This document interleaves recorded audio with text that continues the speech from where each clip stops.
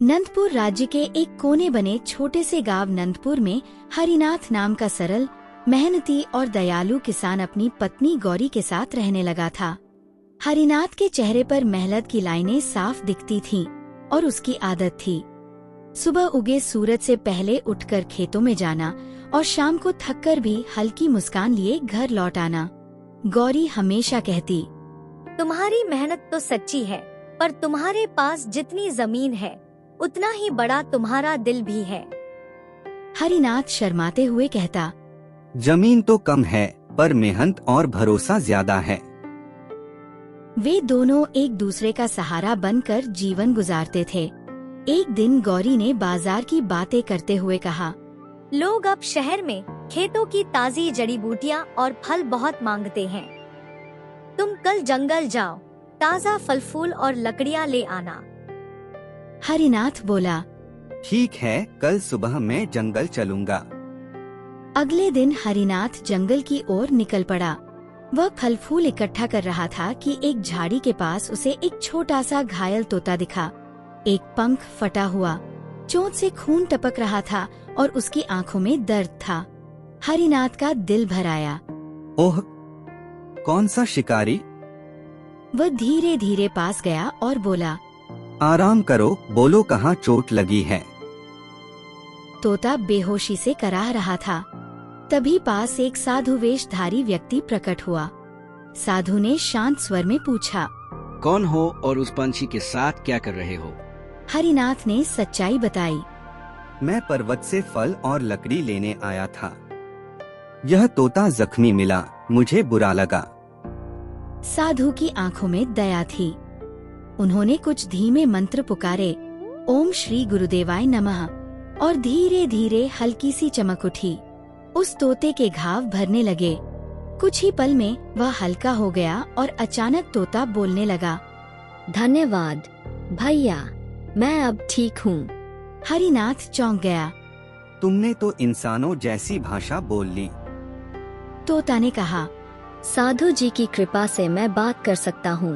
मेरा नाम बोलू है, मैं तुम्हारा आभारी हूँ। इस तरह बोलू हरिनाथ के साथ घर लौट आया।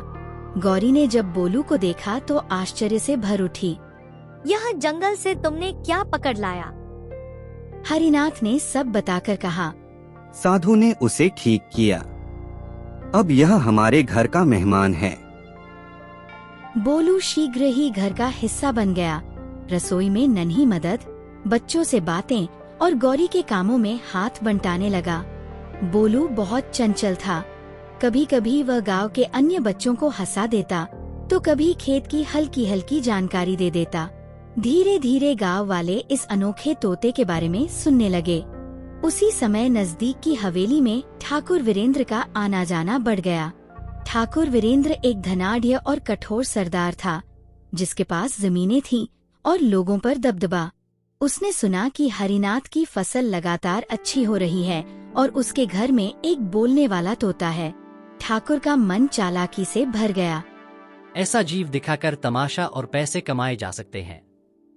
उसने अपने सेवक से कहा, उस तोते को पकड़कर मेला लगा देना और किसान की जमीनें भी संभालनी है। उसका भाई बहन कर्ज में डूबे हैं, अच्छा मौका है। ठाकुर के विचारों में लोभ और चाल थी। समय बीता। बोलू तोते की बातों से हरिनाथ और गौरी के बीच नई ऊर्जा आई थी। बोलू खेतों में भी साथ देता, बीज बोते समय बताता कि कौन सा मिट्टी का रंग कैसा है। बोलू ने कहा, अगर तुम चाहो तो मैं तुम्हारे साथ खेत में रहकर मदद करूँगा। हरिनाथ मुस्कुरा कर बोला, ठीक है, पर सतर्क रहो, गांव वाले देख लें तो अजीब समझेंगे। बोलू ने कहा, तुम्हारी वजह से मुझे खुशी मिली। दुनिया कैसी भी हो, मुझे फर्क नहीं पड़ता। उन दिनों हरिनाथ ने साधु जी से मिले बीज नहीं पाए, पर बोलू ने एक दिन बताया, जब मुझे ठीक किया गया था, साधु ने कहा था कि सच और दया करने पर दुनिया बदलती है। हरिनाथ ने खेत में मेहनत बढ़ा दी और फल फूल अच्छी तरह उगा। ठाकुर के पास ये बात पहुंची कि हरिनाथ की उपज असाधारण हुई है। अचानक से उसकी उपज बाजार में सबको चौंका रही है। ठाकुर क्रोधित हुआ। अगर यह किसान इतने सफल हो गया तो मेरा प्रभाव कम होगा। उसने अपने आदमियों से कहा। इसे दबा दो आज ही। एक रात जब हरिनाथ और बोलू खेत पर थे, ठाकुर के गुंडों ने हमला कर दिया। लड़ाई में एक निशाना बोलू की ओर गया। बोलू ने छलांग लगाकर हरिनाथ की तरफ से वार उठा लिया और गंभीर रूप से घायल हो गया। हरिनाथ चीखा। बोलू, तुम ऐसा क्यों करते हो? बोलू ने जोर से कहा। दोस्ती का मतलब बस साथ नहीं, कभी कभी कर्ज चुका देना भी होता है। तुम मेरे दोस्त हो, मैं तुम्हें बचाना चाहता था। बोलू की आंखों में शांति थी और थोड़ी मुस्कान। उसने धीरे धीरे आखिरी सांस ली। हरिनाथ का दिल टूट गया। गांव की हवा में एक गहरी शोक छा गई। मगर उसी पल वह साधु प्रकट हुआ जिसने पहले मदद की थी।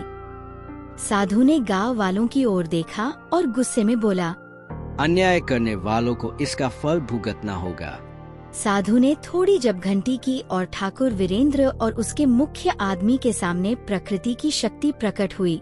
उनके घमंड को तोड़ने के लिए धरती ने एक सबक दिखाया। ठाकुर के घर की दीवारें दरकने लगी, उसका सोना और दिखावा मिटने लगा।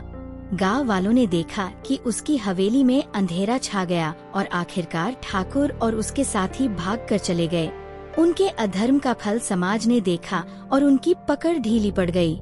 यहाँ विस्तृत हिंसा का वर्णन नहीं है, बल्कि अन्याय का परिणाम सामाजिक और नैतिक क्षति के रूप में दिखा। गांव वालों ने बोलू के बलिदान को श्रद्धावश याद किया